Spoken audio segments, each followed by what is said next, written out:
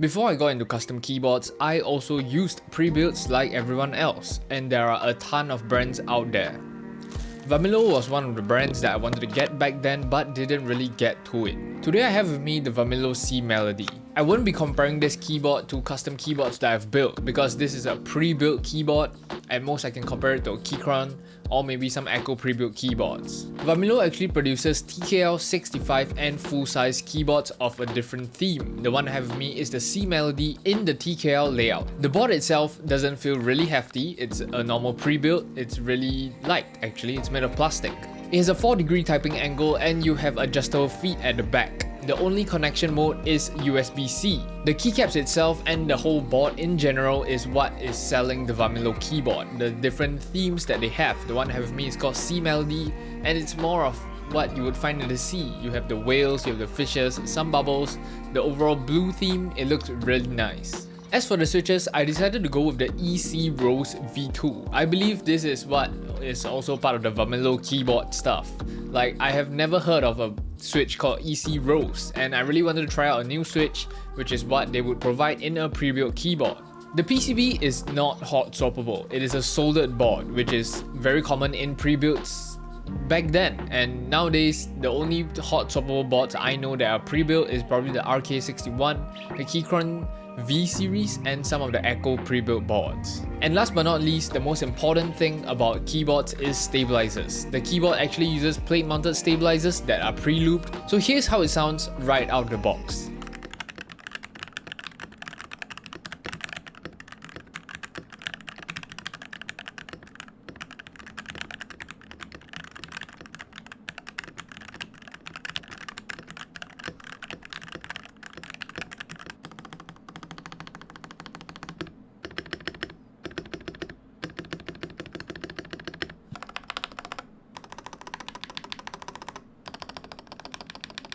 Okay, this keyboard is really good. It's actually really good. I did not expect anything up to this standard of acoustics and feel. Acoustics, it's about like 80% there. Everything is already done up for you. The stabilizers is what just blows my mind. It's pre-looped.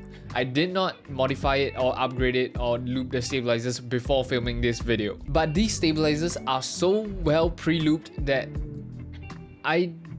if I passed it to someone else and got them to try it, I would believe they would think that I looped it.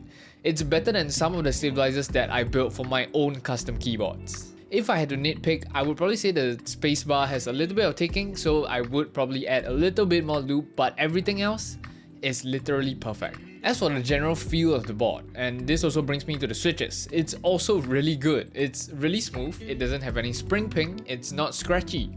It's just a nice, smooth linear. I really don't know what to tell you, man. The switches and the stabilizers are both hitting the mark right now. The only downside to this keyboard, I would say, is the keycaps, which is ironically the main selling point of the whole theme. But these keycaps have a little bit of a thinner material. Even though it's PBT, it's still a little bit thinner compared to the usual PBT that I'm used to by PBT fans or maybe some other brands like Osume. But because these keycaps are a little bit thinner, it creates a little bit more of a hollow sound. It's not bringing out the full acoustic that the Switch is able to produce. This creates a lighter sound. You will not be able to achieve that dark, deep tone that you are looking for if you're looking for a talky keyboard. So realistically, I would not even open it. I will not mod it or upgrade it. The only thing, if I bought it, I would probably just inject some loop, call it a day. It's one of the better keyboards out there. But what if you really want to upgrade it or mod it?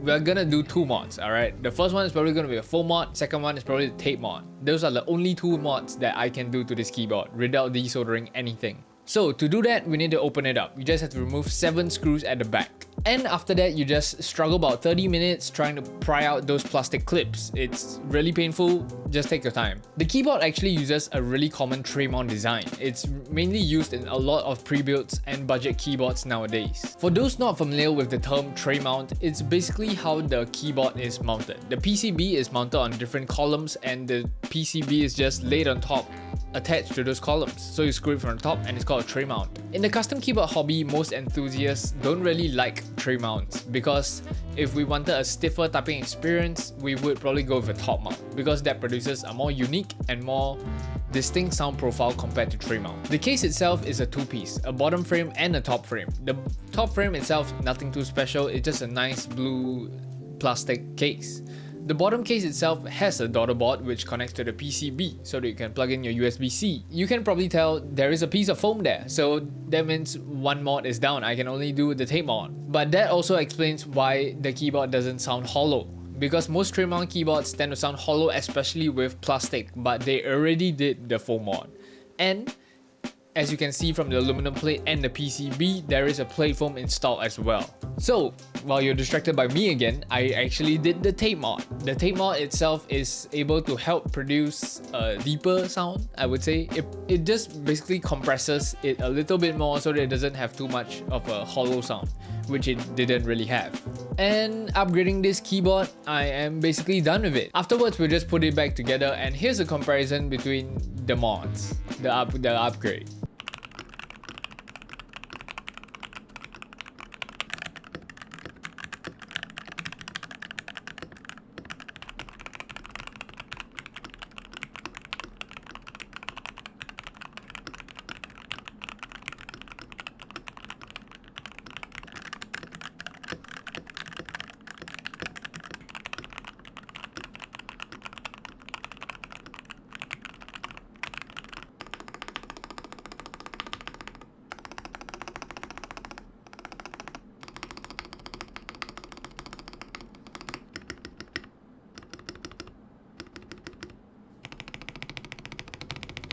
Okay.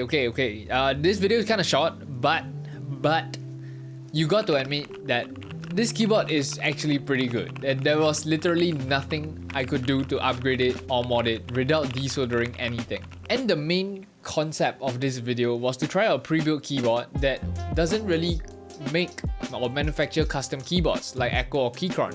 Varmilo is a more well-known brand that the general public actually knows about. Like back when I didn't know about RKs or Echo or Keychron, I knew about Varmilo, which is why I really wanted to check out what a pre-built keyboard, what a better pre-built keyboard is actually like. But yeah, it's literally a good keyboard. It's one of the best stock configurations I have ever tried. Compared to Keychron or Echo, this is probably the better one.